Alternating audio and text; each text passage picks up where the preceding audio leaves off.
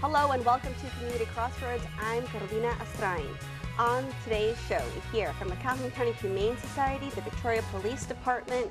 We also hear from CASA and we learn more about the upcoming election. We're going to start with the Victoria Police Department. And we're welcoming Chief Clay Fetters. Welcome, Chief. Good morning, thank you. And Deputy Chief Elaine Moya. Welcome. Thank you for having us. And we're celebrating not just because of the new public safety headquarters, but because Clay, you've been named the new chief for VPD after a long career here. How does that feel? Feels great. I started out from the very bottom and, been here for 18 years. And it's just an honor to be serving as the chief of such a great organization with so many great people in a great city that's very supportive of public safety. And you've worked with many chiefs over the years. From my time here, I remember we had, you're going to have to help me out here.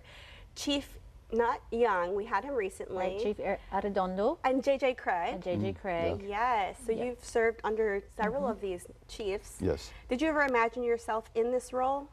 Actually, no. When I first started, I really didn't have a goal of being a chief. I just loved being out on the streets and just doing police work.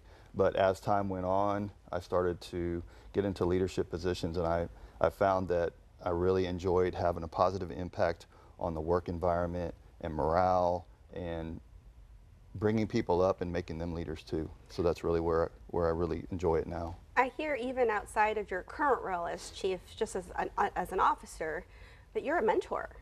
Oh, really? Yeah, that's, okay. That's the word on the grapevine. That well, that's what I strive to be, yeah. And so I'm glad that you've heard that. Yeah, it's important to be a mentor, and no matter what position you're in, whether you're at the top, the bottom, the middle, it's important to build people up, especially with such a young police team. I know it's sort of like the TV station here. People come to get their career started, and then they're off. But you want to maintain that high sense of morale despite any attrition issues. Right. People leave bosses, not jobs, and so we're trying to make sure we have a great culture here, and we're trying to turn that around where people don't just come here to get training and go somewhere else. They want to stay here for the long term, their 20-year career or more. Yeah. And what can we look forward to in the years to come with this new headquarters? I'm sure there's new technology that's been involved, new partnerships. Yeah, so we're always trying to be innovative, and even though we're not a big city, we're usually at the leading edge of police work and technology. And one of the things we're looking at right now is trying to bring a drone first responder program. Oh, wow. And so what that is drones that are mounted on top of the police department or a fire station. And for certain types of calls or fires, the dispatcher can actually launch the drone from the roof, and it'll fly straight to the scene. And then it can get video coverage, and it can alert officers and firefighters on what it is they're going into. So they can either speed up, slow down, adjust resources. So that will speed up response time and safety, not just for the community, but for the officers and the firefighters as well.